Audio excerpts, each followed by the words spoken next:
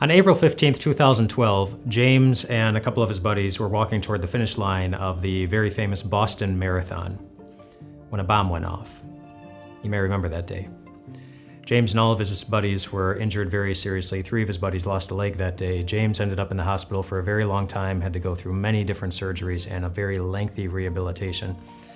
James admitted that he had a very long stretch when he just did not see, he didn't feel that he would ever see or feel anything good ever again in life. He was pretty down in the dumps.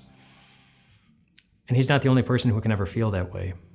You know, a lot of people died that day at the Boston Marathon, and moving on from the death of someone you love can be a difficult, if not impossible, recovery for anyone. So can moving on from an addiction or trying to beat an addiction. Even if you have the desire to move on from it, it can feel impossible to do, especially when you've bottomed out again. A bad marriage can be difficult to find joy in, never mind one where adultery has happened. Or maybe somebody that you love is going the wrong way in life, and so far nothing you've said, nothing you've done has been able to turn things around. Or maybe you're just, in some way, you're looking for one ray of hope in your life, but it doesn't seem to be coming. But just because you can't see how something is going to happen doesn't mean that it can't. Take James, for example. When James was in the hospital, there was a nurse named Krista who was assigned to care for him, and James started to like Krista. He started to hope that he would spend a little bit more time with her, and he began to look for opportunities to talk with her, and they talked a little bit more, and eventually James started hoping that maybe something good would come from this very bad thing that had happened to him, and eventually Krista hoped the same thing. They got married after James got out of the hospital. Just because you can't see how something is going to happen doesn't mean that it can't. And the same happened for the Israelites.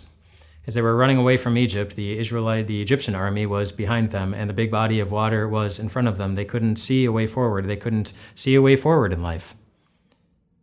So God made one for them. It says this: "Then Moses stretched out his hand over the sea, and all that night the Lord drove the sea back with a strong east wind and turned it into dry land. The waters were divided, and the Israelites went through the sea on dry ground, with a wall of water on their right and on their left." Just because you can't see a way forward in life doesn't mean that God can't make one. And this wouldn't be the last time that God would do such a thing. As Jesus hung on his cross, it didn't seem like much good could happen from that. It looked like God was dying. And then it looked like God was dead. But then Easter morning came. And God gave you the right to walk through life fully expecting that there is nothing in all creation that is going to stop God from moving you forward and winning in the end.